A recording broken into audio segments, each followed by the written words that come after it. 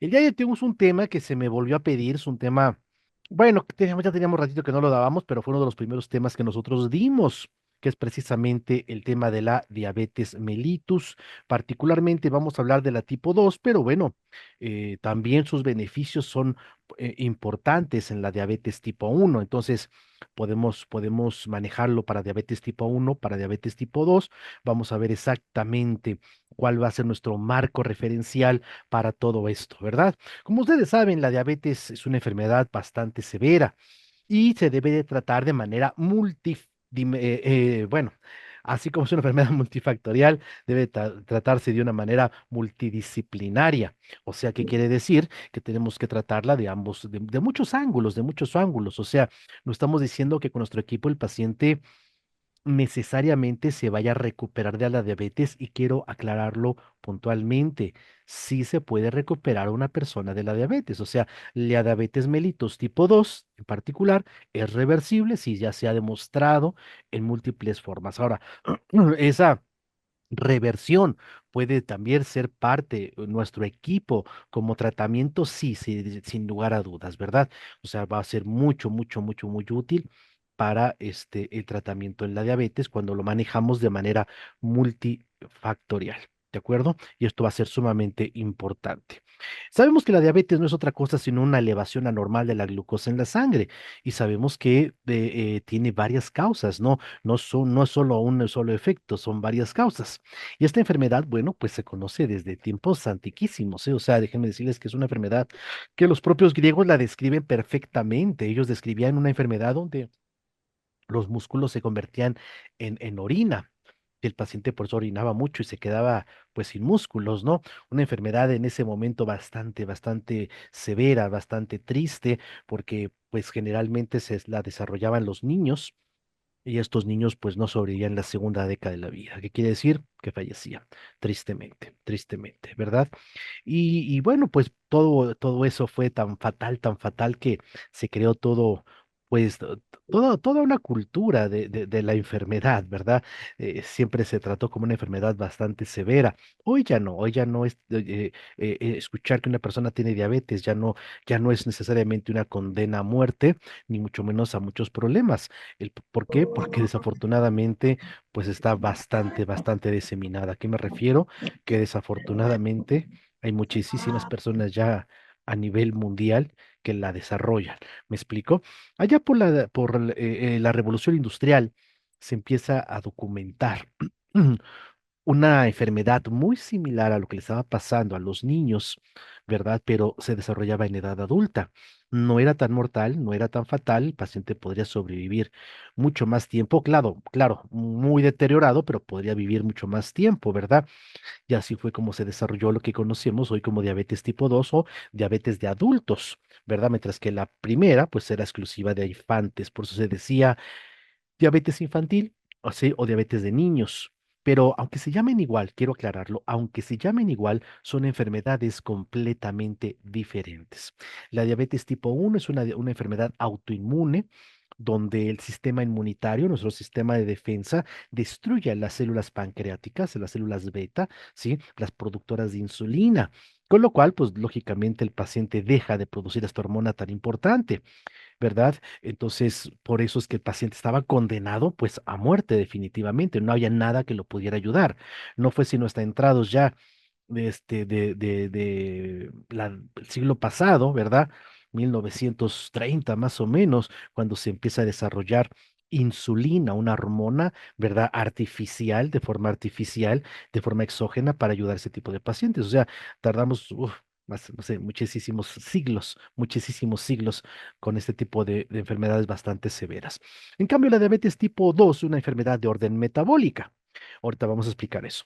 Entonces teníamos un tercer tipo de diabetes, una diabetes que se llamaba diabetes gestacional. Se sigue llamando así, pero quiero aclarar algo. Esto ha ido evolucionando, ¿eh? Esto ha ido cambiando con el tiempo. Ya la enfermedad ya no es la misma. Ahora la enfermedad está altamente relacionada a otros aspectos, ¿sí? A otros aspectos epigenéticos del momento histórico y que tienen que ver mucho con los problemas de obesidad, con los problemas de disfunción mitocondrial, con los problemas que tenemos de glucotoxicidad, con los problemas que tenemos de lipotoxicidad que se están presentando en el mundo actual, ¿verdad? ¿Por qué? Miren, la diabetes gestacional es una enfermedad donde la paciente por alteraciones hormonales se le subía la glucosa, desarrollaba este tipo de diabetes. Consecuencia, pues el niño nacía muy grandote, porque si la mamá no podía aprovechar el azúcar, el bebé sí, y eso lo hacía crecer, ¿me explico? Pero cuando la mamá daba luz, la enfermedad se retiraba. Ya no había más enfermedad. Hoy no. Hoy una mujer puede desarrollar diabetes gestacional, ¿sí? Y aún dando a luz, permanece con la enfermedad, porque ya no está obedeciendo solamente a los factores hormonales, ya el estilo de vida está influyendo de manera importante en todo esto. ¿Me explico? Tanto así que desafortunadamente, como no estudiamos las causas, sino solamente estamos estudiando el hecho palpable, o sea, lo que podemos nosotros evaluar a través de la clínica, pues por eso es que decimos que existe una diabetes tipo 3, ¿no? Una diabetes que le llamamos 2.1, 2.5, 1.5, tiene varios nombres, se llama diabetes LADA, pero desde mi punto de vista es una mala percepción. Ahorita voy a expresar el por qué, si ustedes me lo permiten. Entonces vamos a ver que desafortunadamente, bueno, pues esta enfermedad se ha ido incrementando en las últimas décadas de una manera terrible, tanto así que nuestro país es hoy por hoy es la primer causa de muerte, ¿verdad? Y esta cifra se sigue incrementando tristemente. Afortunadamente, el 85% de los pacientes caen en el tipo 2 y digo afortunadamente porque es mucho más tratable que la tipo uno. La tipo uno, bueno, pues, ok, ya vimos, es una enfermedad autoinmune, pero ¿por qué ha habido tantos problemas ahorita con el paciente con diabetes tipo uno? Bueno, es que está pasando precisamente todo este fenómeno que estoy mencionando del momento histórico. Ahorita lo vamos a ver. Por eso es que la OMS inclusive señala hasta 5 tipos diferentes de diabetes. Yo no creo que realmente sea de esa manera. Les voy a ser franco, realmente no lo pienso. Pienso que es la misma enfermedad, solo que se ha presentado complicaciones previas. Por lo tanto, la forma de interpretarlo es lo que nos hace que lo hagamos de manera deficiente, ¿verdad? El problema de la diabetes es que la sintomatología ya no es tan franca como se hacía hace unos cuantos años. Por eso vamos a ver que el grueso de los pacientes con diabetes que hoy lo desarrollan, pues son en pacientes que muchas veces duran muchísimo tiempo sin diagnóstico, porque repito, la sintomatología ya no es tan franca como se tenía hace 40 o 50 años, ¿verdad? Entonces nosotros decimos, hay factores de riesgo muy importantes, por ejemplo, la cintura. Si tu diámetro de cintura es mayor a 90 centímetros, puede ser un factor de riesgo muy importante, inclusive hasta un 100% dicen algunos especialistas, para el desarrollo de diabetes. Si tiene 20, 120 centímetros o más, bueno, pues hasta un 300% de posibilidades. Entonces, el diámetro de la cintura, o sea, la obesidad androide, que se le llama, mal dicho también por desde mi punto de vista, obesidad central, obesidad visceral, esa es la más peligrosa, ¿verdad? Ok, sí, todo tiene que ver con la genética, y no lo vamos a descartar tampoco esto. Por supuesto, esas mamás que tuvieron hijos grandes, de gran peso, de 4.5 kilos en adelante, puede ser un factor de riesgo muy importante. Y por supuesto, pequeños piquitos en la hipertensión, que de repente la presión arterial se esté subiendo y cada vez se haga más de manera frecuente. Esto es muy importante. Vamos a ver que, como les dije, hay mucho más diabético tipo 2 que tipo uno, afortunadamente. En México se dice que hasta el 10%, el 11% de la población nacional lo llega a sufrir. Yo creo que hasta más, ¿eh? Yo honestamente creo que hasta más. Y somos de los países, junto con Estados Unidos, que más desarrollamos esta enfermedad. Repito, una gran cantidad de población no está diagnosticada. En 10 años, si el paciente no tiene un tratamiento eficaz, no solamente farmacológico, integrativo, eficaz, va a desarrollar nefropatía, de 1 a 2 años, la esperanza de vida, perdón, de 1 a 20 años, la esperanza de vida se puede limitar en el paciente con diabetes tipo 1 si no recibe una medicina integral, funcional, como lo que nosotros vamos a proponer, por supuesto, ¿verdad? Todos van a desarrollar de 5 a 15 años enfermedad cardiovascular, ¿sí? Y debido a esto, bueno, pues se van a desarrollar otros procesos secundarios a la enfermedad cardiovascular, como es la disfunción sexual, el deterioro mental cognitivo y otro tipo de alteraciones que son sumamente críticas para esta persona. Pero regresemos a la sintomatología. Es que miren, la diabetes se decía que era la enfermedad de las tres P's, ¿sí? P de Pedro, porque el paciente cruzaba, ¿verdad? Por tres principios muy importantes. Primero, polifagia, el paciente le daba mucha hambre; polidipsia, le daba mucha sed; tres, poliuria, orinaba mucho, ¿verdad? Y perdía peso de forma acelerada. Entonces, cuando una persona empezaba a perder peso de forma acelerada, nosotros nos espantábamos, ¿verdad? Y le decíamos, oye, te enfermaste, ¿qué fue lo que te pasó? Junto a esto, bueno, pues siempre había una fatiga crónica, una fatiga, un cansancio común, ¿verdad?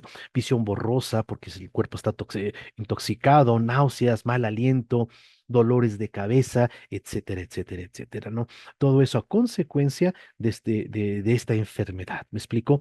Pero repito, hoy ya no es tan franco. Hoy el paciente puede estar subiendo de peso, o sea, ya no esa pérdida acelerada y tener diabetes. Eso es una cosa muy importante que lo tenemos que tomar en consideración. Ahora, si bien es cierto que, repito, debe de ser un tratamiento integrativo el que se aplique para esta enfermedad, porque lógicamente tiene muchos bemoles. Aquí voy a dar pinceladas realmente de la patología.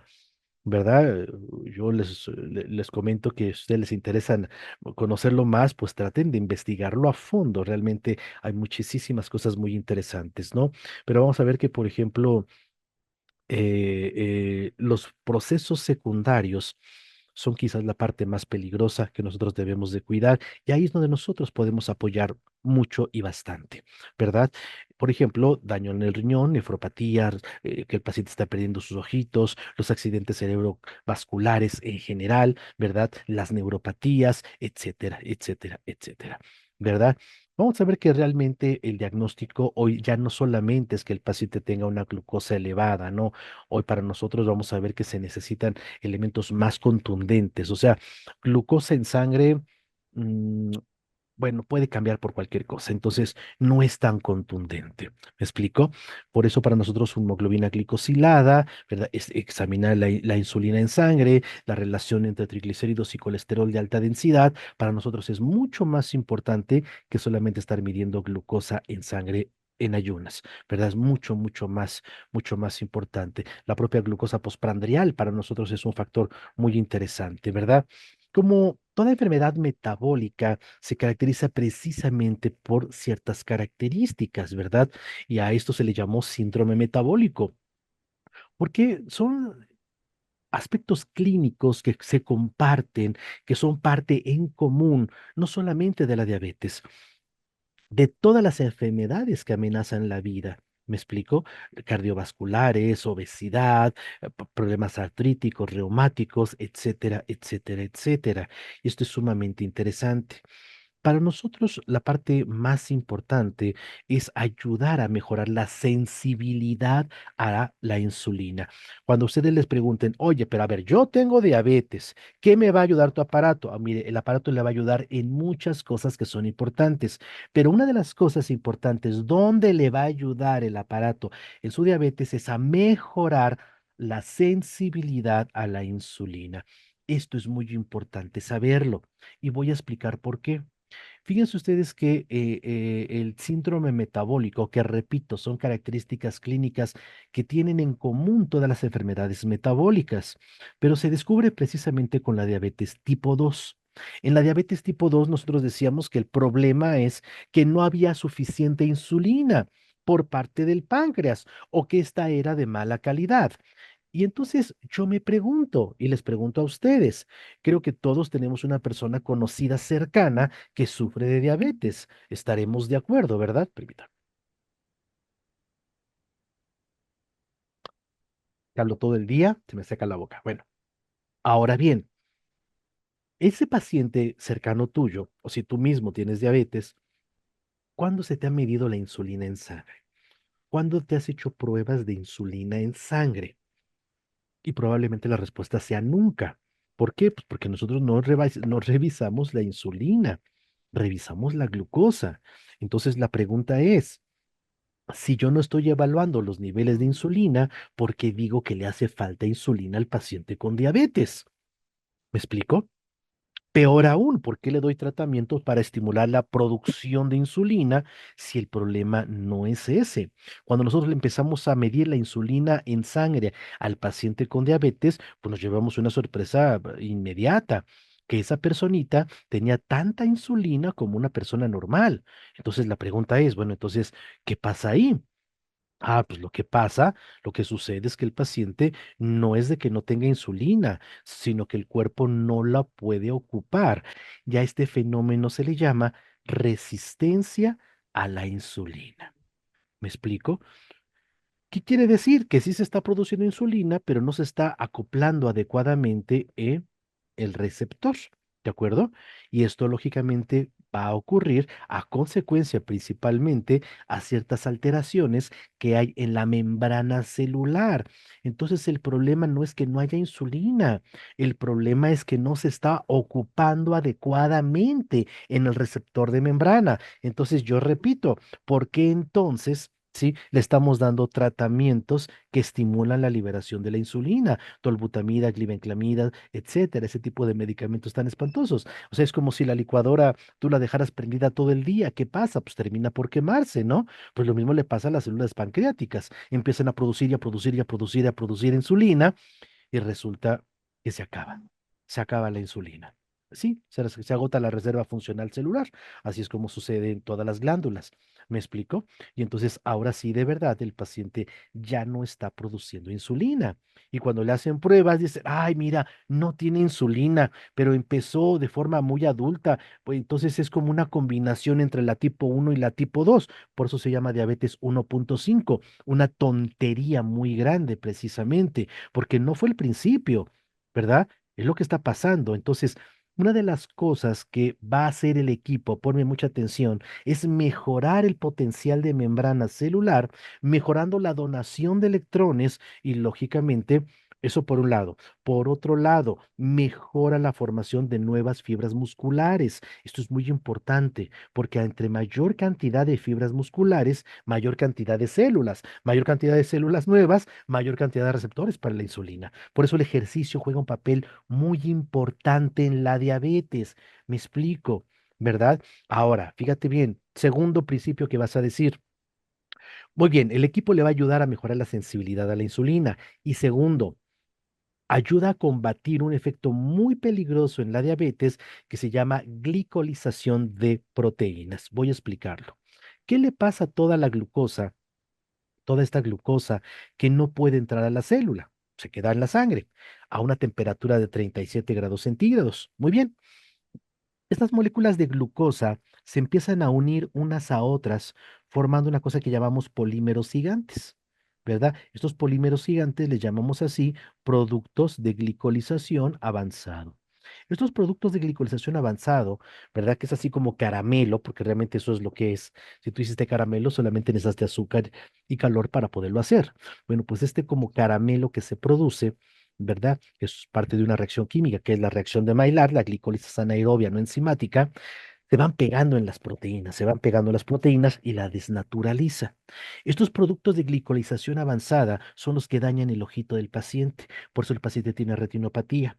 Estos productos de glicolización avanzada son los que dañan el riñón del paciente, por eso el paciente tiene nefropatía diabética.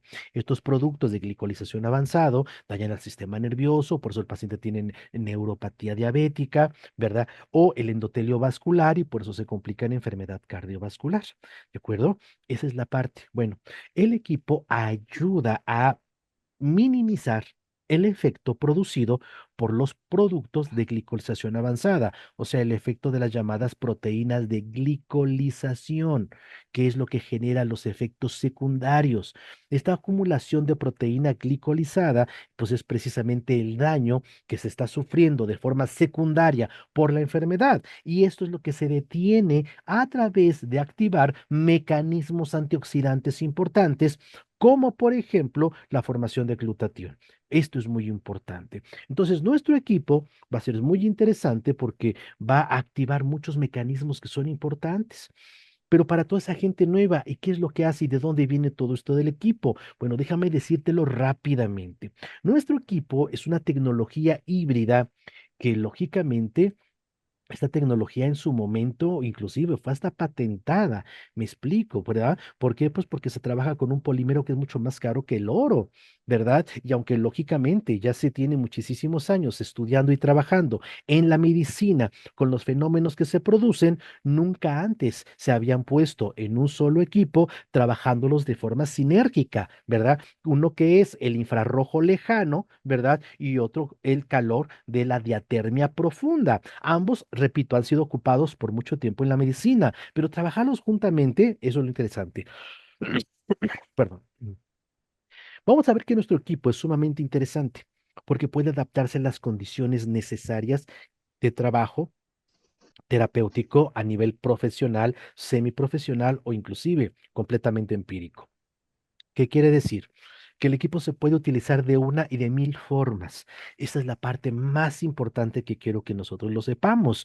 Por eso nuestro mercado, y esto es un comentario para toda la familia de Viva, ¿verdad? Que tiene el propósito de incrementar este mercado comercial. Bueno, pues quiero que sepas que tu mercado es grandísimo. ¿Por qué? Porque lo puede utilizar el profesional en la salud de rehabilitación, como licenciado en fisiatría, rehabilitación física, los acupunturistas, por ejemplo, la gente que haga masaje, que haga rehabilitación, y por supuesto, sí, el personal más empírico, o sea, se puede ocupar de la manera más empírica que te puedas imaginar. ¿A qué me refiero con esto? Una persona que no sepa absolutamente nada, dice, mira, yo no sé nada de medicina, pero yo sé que si me duele la rodilla, me aplico en la rodilla y me va a ayudar. Esa es la parte empírica y que es más interesante. Entonces, puede ocuparse de una y de mil formas, ¿verdad? Y sus técnicas de aplicación también pueden ser de una y de mil formas. No existe una técnica específica y eso es muy interesante, me explico, ¿verdad? Porque no necesitas aprenderte aprendiendo protocolos para cada cosa. Ese es un comentario que siempre me hacen. Oiga, el protocolo para diabetes, ¿cómo sería? Va a ser el mismo. El protocolo para artritis, ah, pues va a ser el mismo. ¿Pero por qué? Pues porque estamos trabajando, estimulando de la piel hacia adentro en nuestro cuerpo. No estamos haciendo algo particular para cada enfermedad.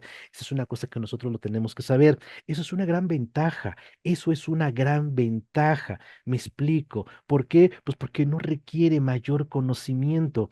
Y esa es la parte donde ustedes, ¿verdad? Pues pueden sacarle mucho, pero mucho, mucho, mucho provecho. ¿De acuerdo? Bueno, ¿qué son los terahertz? De todo el haz lumínico que llega de nuestro Sol, ¿verdad?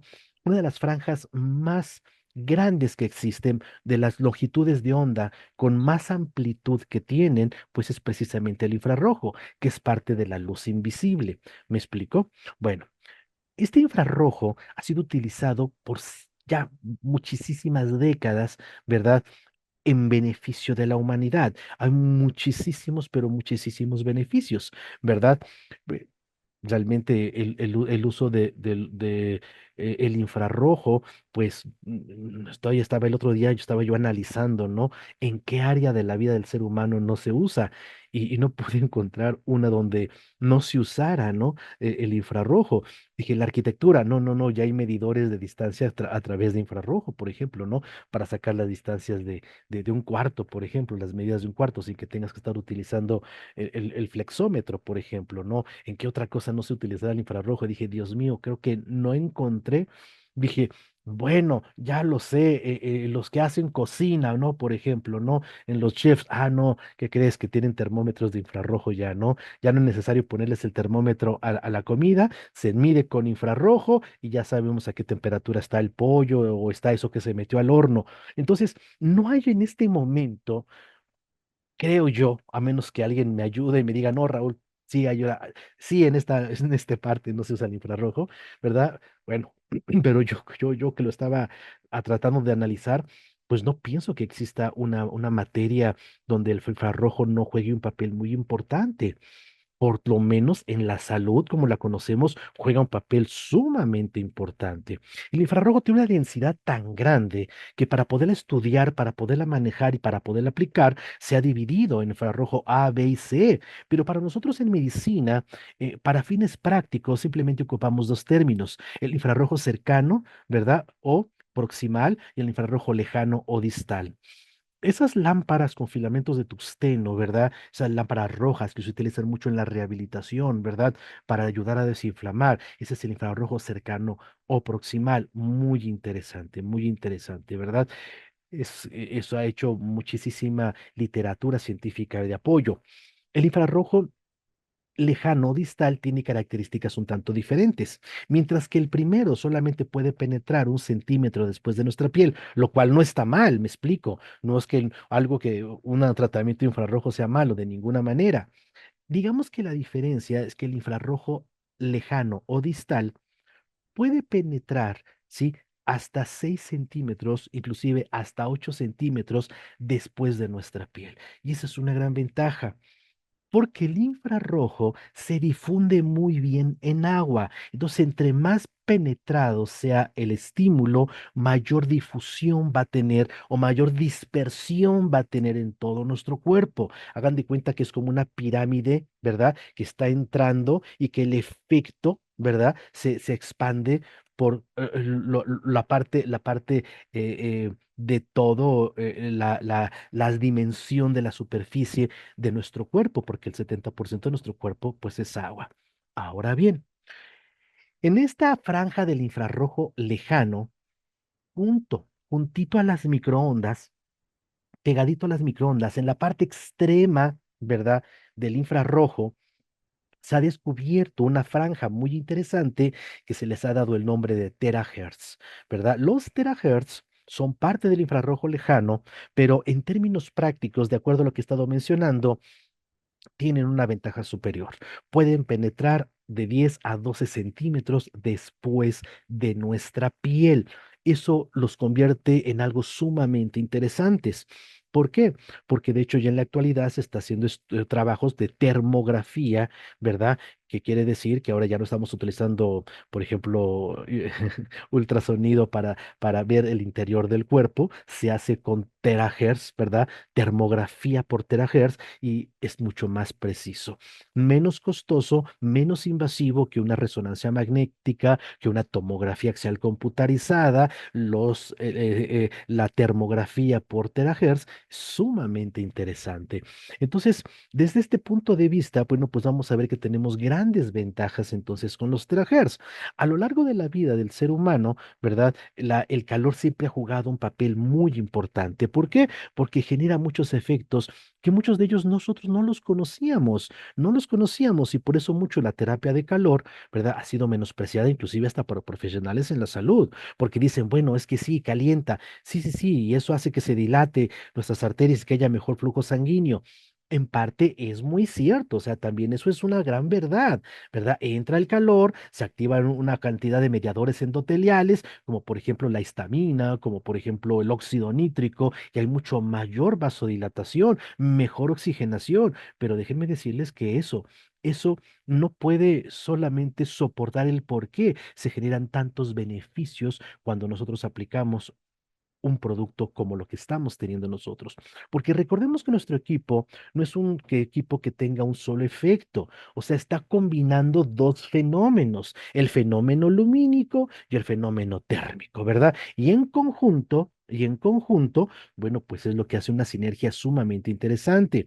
Yo les voy a hablar que por lo menos, yo ahorita aquí esta la presentación que es un poquito viejita, he dado cuatro, pero yo marco hasta 6 o 7 efectos, ¿sí? Aumento de la temperatura del tejido, aumento de la formación de la proteína del shock térmico, efectos sobre el potencial de membrana, el equilibrio del sistema nervioso autónomo, pero también saben que la formación de células madre, que es muy importante, la activación de los factores de transcripción NRF1 y NRF2, por ejemplo, y por ejemplo un tercer fenómeno que se llama fenómeno pirroeléctrico. Me explico, o sea, con el calor se promueve una una capacitancia superior en nuestras mitocondrias, con lo cual se ayuda a producir más energía. Esto es sumamente interesante. Entonces, nuestro equipo puede mejorar radicalmente varios aspectos que son importantes en el paciente con diabetes. Primer efecto importante, le va a mejorar la captación de la insulina porque mejora la sensibilidad hacia la insulina. ¿Me explico? Claro, el paciente no debe de confiarse solamente a esto. Tiene que hacer ejercicio, tiene que tener una mejor alimentación, ¿verdad? Y por supuesto, no dejar su medicamento. Lo que sí se puede hacer es cuando el paciente mejore, esté mejorando, pues empezar a revisar que si el medicamento que se le está proponiendo es lo mejor para él, ¿verdad? Pero mira, aumenta la cantidad de glóbulos rojos, mejora el flujo sanguíneo. El producto, por ejemplo, promueve la captación de radicales libres, que es la parte esencial y más importante, la degeneración, el estrés oxidativo, el proceso inflamatorio, mejora y detiene el sangrado. Por eso en las lesiones cutáneas, ¿verdad? Como pueden ser el pie diabético, sumamente interesante. Fortalece el corazón, mejora la respuesta inmunitaria. ¿Verdad? Vamos a ver que mejora la presión arterial, tiene un gran efecto antiinflamatorio, mejora la relajación muscular, por eso es que el paciente siente un estado de sedación cuando se le aplica, relaja el sistema nervioso, que también es una situación muy importante. Vamos a ver que mejora lógicamente la eliminación de sustancias tóxicas a través de la orina. Entonces, mejor oxigenación, mejor captación de insulina, mejor captación entonces de glucosa, reducción del estrés oxidativo y formación precisamente de glutatión y otros antioxidantes endógenos para mejorar y combatir la glicolización de proteínas, que es lo que está generando o lo que puede estar generando los daños secundarios. Claro, hay que utilizarlo todos los días. Va a ser muy importante que el paciente sepa que entre más se utilice, mejores efectos se van a tener. ¿De acuerdo? Porque nuestro equipo trabaja precisamente por efecto acumulativo. ¿Cuánto sería una buena terapia? Pues yo a veces digo que hasta 2 veces al día podría ser una muy buena terapia. Pero claro, muchas personas no pueden acudir a una persona que les dé terapia todos los días, ¿verdad? Entonces yo siempre les sugiero, pues dígale que compren su propio equipo, usted enséñele a utilizarlo. ¿Verdad? Y en que en su casa, en forma de apoyo familiar, se lo estén aplicando. Ahora, no puede aún así hacerlo, bueno, pues entonces por lo menos 3 veces por semana, ¿no? Sería la parte mínima que yo recomendaría. Si el paciente se lo hace 1 o 2 veces a la semana, voy a serles franco, ¿eh? El efecto no puede verse de forma ideal para nosotros, ¿de acuerdo? Eh, Mire, por ejemplo, hay muchísimos estudios que nos hablan de las ventajas del infrarrojo para mejorar precisamente aspectos como la polineuritis diabética, en las úlceras del pie diabético, ¿verdad? Se ha estado utilizando precisamente fototerapia en ello. Ahí está, por ejemplo, la termografía de infrarrojo para la prevención de úlceras en pie diabético, por ejemplo. Eso es muy importante.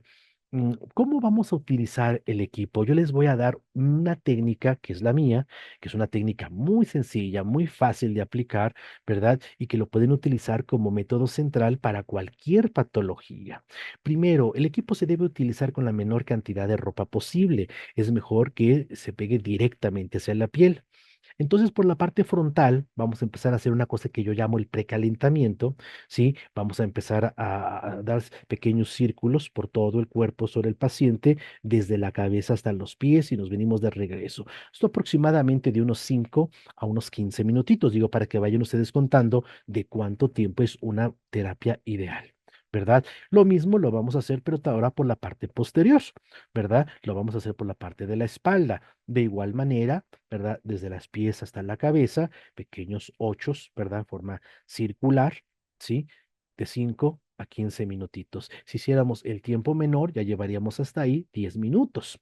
Después vamos a hacer desplazamientos largos, ¿sí?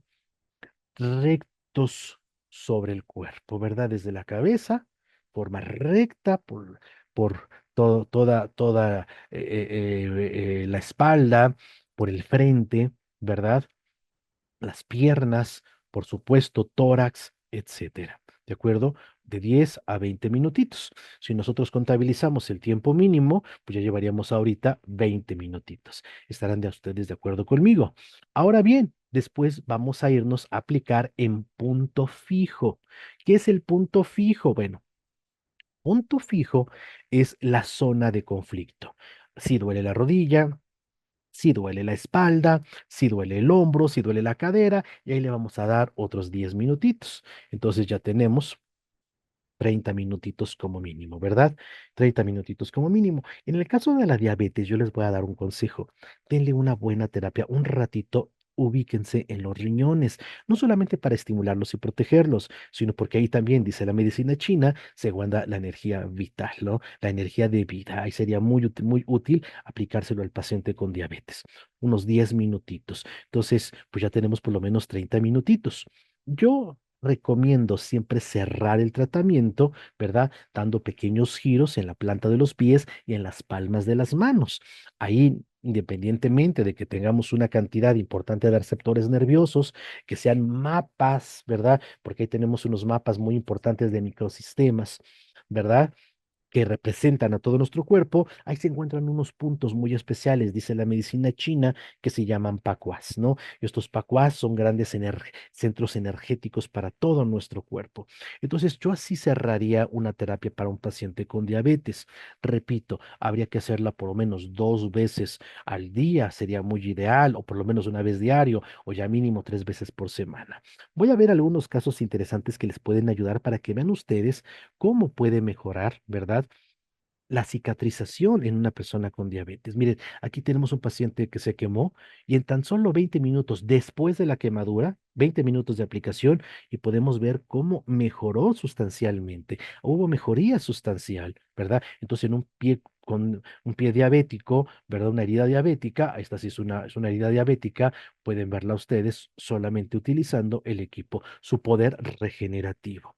¿No? Aquí tenemos para psoriasis, por ejemplo, mejoría 7 sesiones, etcétera. Entonces, creo que si el paciente con diabetes entiende y está de acuerdo en que debe de hacerse un tratamiento integrativo, ¿verdad? Un tratamiento integral que no puede dejar su medicamento, que debe de incluir este tipo de terapia para que lógicamente potencialice la acción hacia su salud, su dieta, ¿verdad? Su ejercicio físico, su actitud mental constructiva. Pienso que podemos hacerlo de una manera mucho más interesante.